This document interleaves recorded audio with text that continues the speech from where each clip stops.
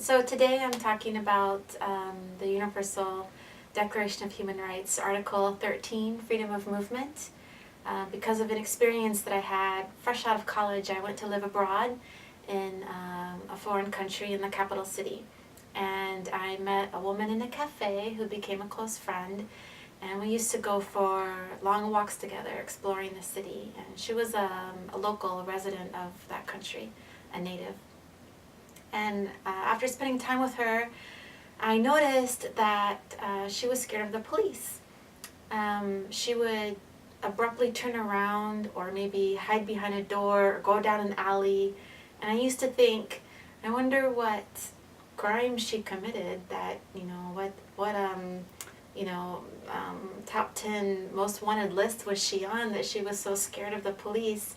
And it turned out that she was simply afraid of being stopped and asked to show her identification and proof of residency, because in that country at that time, you had to have permission to live in the capital city, which was a really difficult thing to do, because if you moved from a different city to the capital city, you had to be registered at your place where you lived in order to get a permit to be in the city. But most landlords didn't want to register people, their tenants, because they didn't want to have to pay taxes on the income they were receiving, and one couldn't get a job without being registered, and it was a catch-22.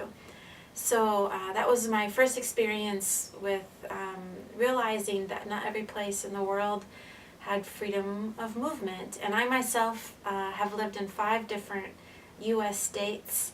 I moved to Illinois to go to school at a school of my choosing. I moved to St. Louis to be close to friends. I moved to Montana to have a new job and an adventure. I moved to Florida to be close to family, and then to Virginia to pursue a career.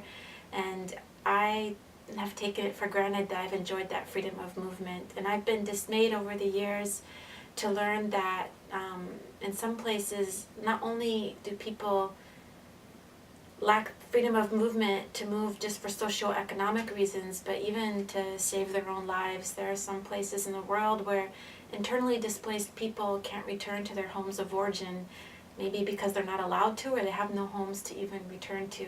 So whether a person is moving in search of good weather, or a better economic situation for their family, or just to save their lives, freedom of movement certainly is a universal human right.